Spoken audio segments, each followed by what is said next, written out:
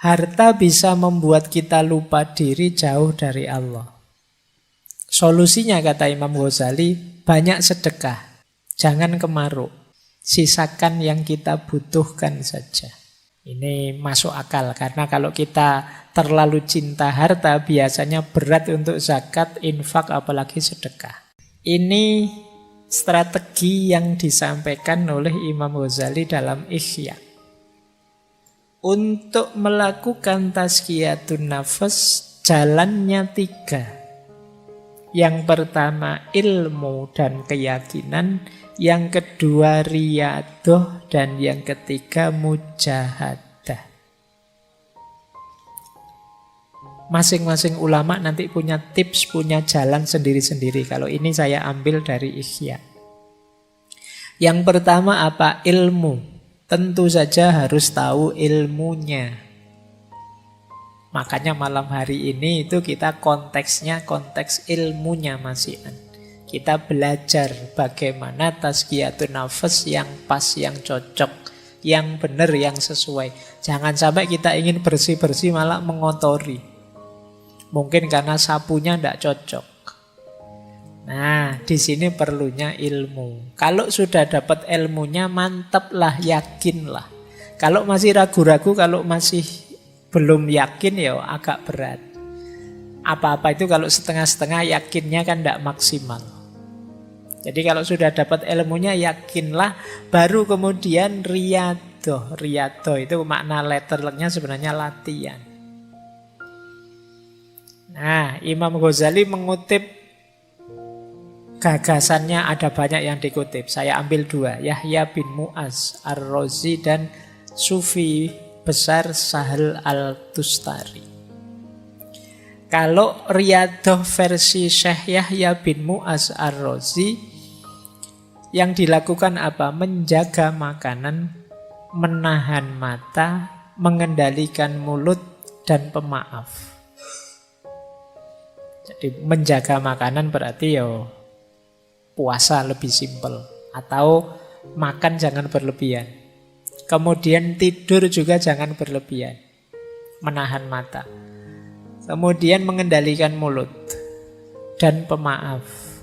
Jadi kata Syekh Yahya bin Mu'az, ini strategi-strategi ini efektif untuk detok, membersihkan kotoran-kotoran kolbu. Kalau Syekh Sahal mirip saja, mengempiskan perut, menyedikitkan tidur malam, tidak banyak bicara dan menjauh dari manusia. Kenapa harus menjauh dari manusia? Ya karena godaan paling berat itu manusia. Godaan dari makanan saja mungkin tidak terlalu menggoda, tapi begitu ada manusianya yang bareng makanan itu bisa sangat menggoda. Kamu puasa, ada es teh di depanmu sak gelas, itu biasa. Tapi begitu ada orang minum es teh di depanmu, itu kan rasanya beda. Jadi, ya agak jauh lah. Manusia itu memang makhluk penggoda yang luar biasa. Jadi kata para sufi, agak menjauh sebentar. Ya mungkin semacam uzlah atau yang agak berat namanya kholwat. Dalam rangka apa? Bersih-bersih dulu. Nanti kalau sudah bersih, terjun sudah tidak mudah terpengaruh lagi. Ini namanya riyadoh. Riyadoh itu latihan. Ya memang kalau latihan itu berat. Tapi kalau tidak dilatih, kita tidak tangguh. Maka ya memang harus siap ada pengorbanan-pengorbanan. Mengorbankan waktu, tenaga, mengorbankan biaya mungkin dan lain sebagainya. Tapi harus mau latihan. Tidak senang-senang saja, tidak bisa. Pak, saya ingin tazkiyatun nafas tapi jalur santai gitu loh Pak. Yang senang-senang yang itu ya tidak jadi tazkiyatun nafas nanti. Nah, kalau riyadoh bisa kita jalankan, harus diimbangi juga dengan mujahadah. Kalau mujahadah itu azam yang kuat, amal baik diperbanyak, sabar dan istiqomah. Niatnya yang kuat, diisi lebih banyak amal baik, kemudian sabar serta istiqomah. Jadi ilmu, keyakinan, riyadhah, dan mujahadah. Ini tips untuk tazkiyatun nafas dari kitab Ihya Ulumuddin. Ini 4 penghalang, masih dari Ihya ya. Hati-hati dengan 4 hal ini, bukan berarti kamu tidak boleh memiliki, tapi dia bisa menghalangimu dari Allah. Yang pertama harta, yang kedua pangkat kedudukan, yang ketiga fanatisme, taklid, dan yang keempat dosa atau maksiat. Harta bisa membuat kita lupa diri, jauh dari Allah. Solusinya kata Imam Ghazali, banyak sedekah. Jangan kemaruk. Sisakan yang kita butuhkan saja. Itu mengatasi biar harta tidak jadi penghalang kita dari Allah. Pangkat juga begitu. Biar tidak menghalangi kita dari Allah, mari, tidak apa-apa kita punya pangkat tinggi, punya kedudukan, punya karir bagus, tapi jangan bermewahan, jangan mencari pujian orang, jangan mencari merendahkan orang dan lain sebagainya. Menganggap orang lain lebih rendah. Ingin terkenal, ingin dipuji, ingin bermewahan. Jadi hartanya sekian ratus M misalnya, karena jadi pegawai pajak misalnya. Tidak salah itu, mungkin ya diperoleh, mungkin jalurnya resmi, cuma itu yang disebut bermewahan. Bermewahan itu mungkin jalurnya legal, tapi akan menghalangi kita dari yang hak, dari Allah. Kenapa? Karena kita sibuk dengan harta. Maka pangkat dan kedudukan harus kita kelola secara positif. Harta juga begitu. Ada lagi yang menghalangi kita dari hak, fanatisme, taklid. Baik pada kelompok, aliran, orang, tokoh, atau siapapun. Ini bisa jadi hijab kita untuk dekat kepada Allah. Bisa menggeser orientasi harusnya ke Allah, tapi ke yang kita takliti atau kita fanatiki. Dan yang keempat tentu saja maksiat. Maksiat itu pasti akan jadi hijab kita dari Allah. Saya lanjutkan. Kalau ini level-levelnya. Ini rankingnya. Teman-teman sampai ranking berapa saya tidak tahu. Pembersihan jiwa.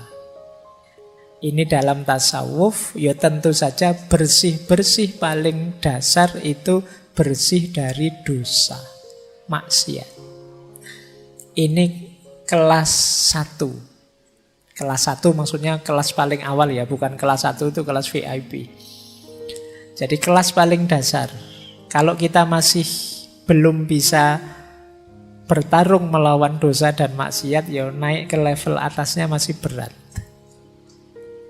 Jangan dibantah biasanya terus, Pak, manusia itu kan wajar, makhlul khotok wan nisyan, Pak. Ngayalmu kan sering begitu.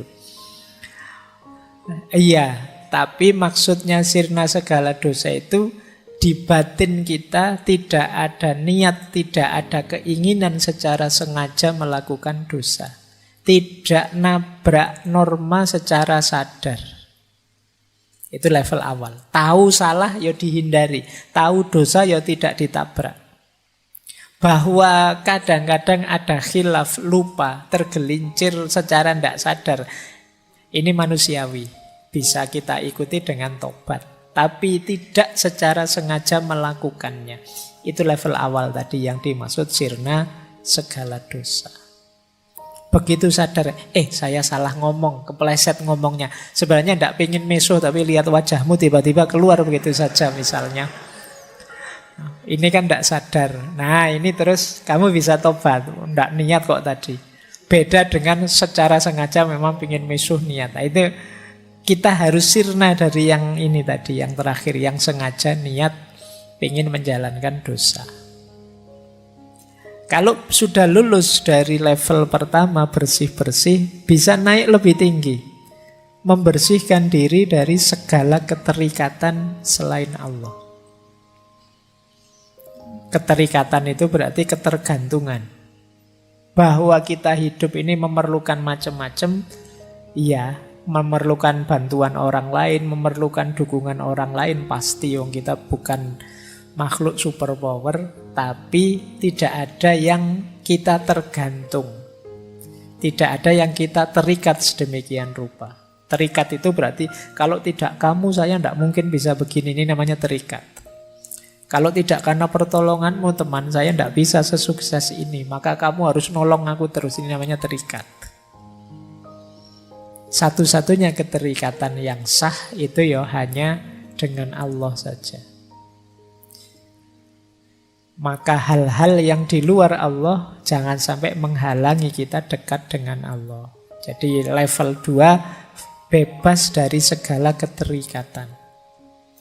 Kalau ini sukses, naik ke level yang lebih tinggi lagi, yaitu bebas dari keakuan.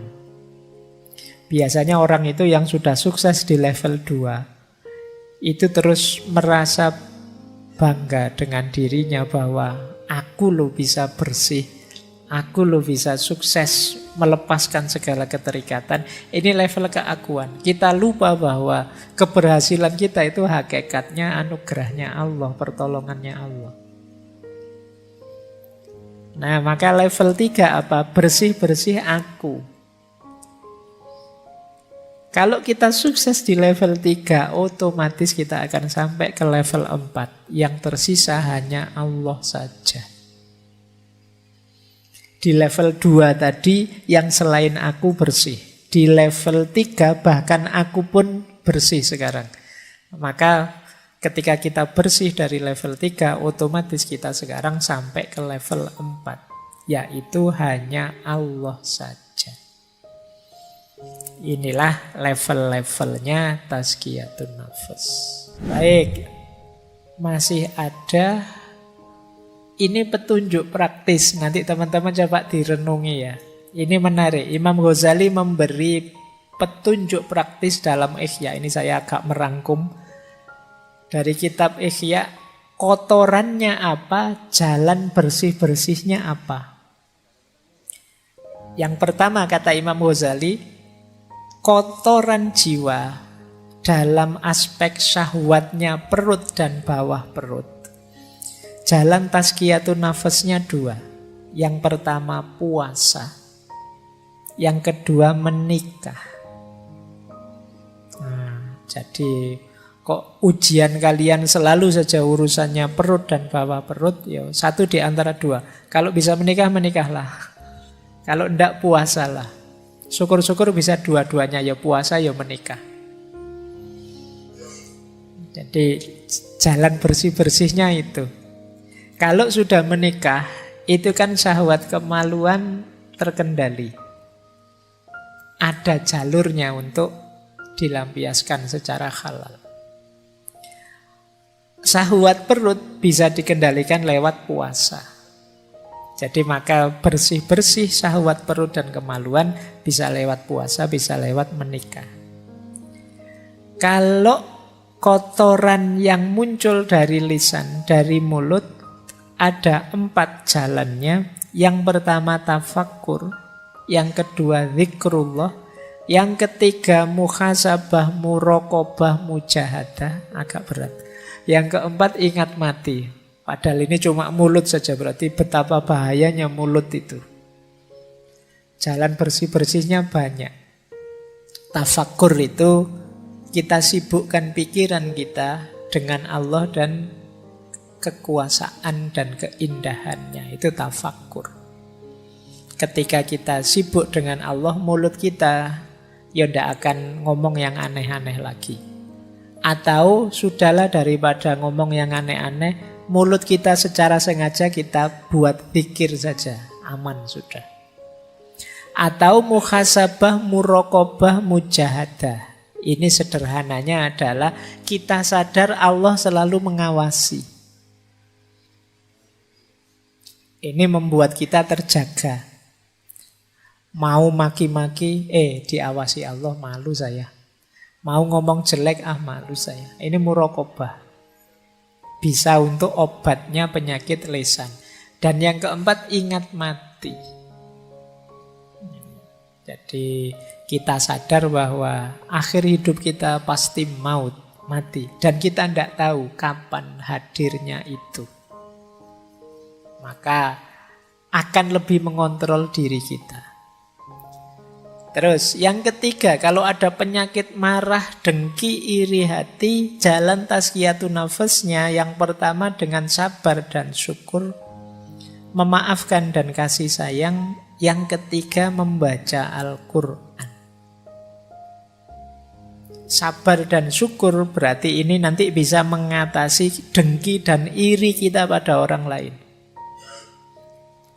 Jadi kita itu kan marah pada orang sampai kemudian kita dengki dan iri padanya karena kita tidak sabar terhadap dia. Kalau kita bisa menghidupkan kesabaran dan kita bisa bersyukur dengan apa yang kita miliki, kita tidak akan iri. Apalagi kita bisa memaafkan dan berkasih sayang dengan orang lain, kita tidak akan marah, dengki, dan iri. Kalau masih sulit, ayo sibuk mengaji saja, baca Al-Quran. Biar pikiran kita tidak kotor isinya kemarahan, kedengkian, iri hati. Daripada posting aneh-aneh yang tidak jelas, wis ngaji saja. Daripada buka Twitter, buka Instagram yang bikin telinga panas, mata panas, jempol panas, ayo ngaji lah. Kata Imam Ghazali, baca Al-Quran saja. Yang keempat, cinta dunia. Cinta dunia bisa kita bersihkan dengan ingat mati, taubat, dan zuhud. Semakin kita ingat mati, semakin kita tidak cinta dunia. Semakin kita bertobat, semakin kita tidak cinta dunia. Semakin mental kita terbentuk zuhud, kita tidak akan cinta dunia. Nyambung dengan cinta dunia, cinta harta dan kikir. Tipsnya 2, zakat, infak, sedekah. Yang kedua zuhud. Ini masuk akal karena kalau kita terlalu cinta harta biasanya berat untuk zakat, infak, apalagi sedekah. Maka dengan membiasakan diri berinfak, bersedekah, dan berzakat, insya Allah cinta kita pada harta bisa terkikis. Apalagi kalau kita bisa membangun jiwa yang zuhud, yang tidak terjebak oleh cinta duniawi. Yang keenam, cinta kedudukan dan riya. Riya itu ingin pamer. Biasanya orang itu kalau sukses, kalau berhasil itu muncul keinginannya riya. Jangankan kesuksesan besar, kadang sukses kecil saja kamu ingin pamer. Kamu misalnya, wah fotoku kok bagus ya, ini angle-nya pas itu. Wah, terus kamu cepet-cepet ingin posting, ingin pamer. Padahal itu kebetulan, itu pun ya filter saja. Pengen pamer. Pokoknya opo-opo kamu pengen tampil, pengen pamer. Kamu eman-eman kalau ada momen hidupmu yang menurutmu bagus dan orang lain tidak tahu. Ini harus tahu semua ini. Nah, kamu dapat nilai A misalnya, kamu foto itu di anumu, terus kamu besarkan, kamu alhamdulillah ternyata usaha tidak mengkhianati hasil misalnya. Nah itu kamu hari ini itu wes kelakuanmu begitu. Kata Imam Ghazali, mental pamer ini bisa dididik dengan uzlah. Uzlah itu menjauh sebentar. Kenapa kamu ingin pamer? Ya karena kamu banyak teman terlibat terus dengan mereka, sehingga ada kecenderungan ingin lebih tinggi, sehingga terus kamu pamer ke mereka. Kalau kamu agak uzlah, menarik diri, kamu tidak ingin pamer. Mau pamer ke siapa wong yo? Kamu sedang menarik diri, tidak bercampur dengan mereka. Jadi melatih jiwa untuk tidak pamer itu antara lain uzlah. Sementara obatnya takabur dan ujub. Takabur itu sombong, ujub itu merasa besar. Takabur itu merasa lebih tinggi dari yang lain, ujub itu merasa diri luar biasa. Lupa bahwa semuanya anugerahnya Allah. Itu obatnya 3, tauhid, tafakkur, dan sholat. Pak, saya sudah rajin sholat loh Pak, tapi rasanya kok masih sombong Pak, sholatmu kurang beres. Karena sholat itu harusnya tanha anil fahsya wal mungkar. Baik, ini nanti coba ya teman-teman praktekkan. Kalau ini lebih praktis dari Imam Ghazali.